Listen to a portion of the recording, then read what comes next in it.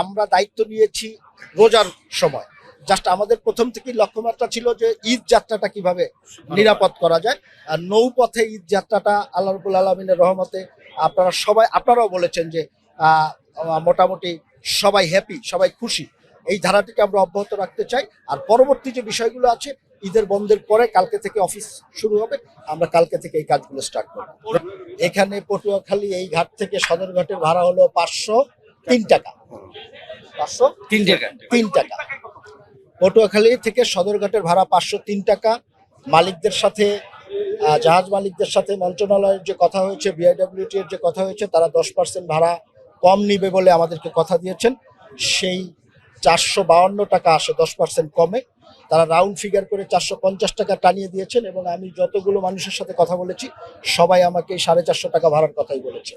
এখানে port officer আছেন, BIWT এর কর্মকর্তারা আছেন, উনি আছেন। আমরা এনশিওর করব যে প্রত্যেকটি প্যাসেঞ্জারের কাছ থেকে 450 টাকার উপরে যেন ভাড়া না নেওয়া হয় এবং 450 টাকার ভিতরে যেন ভাড়া থাকে।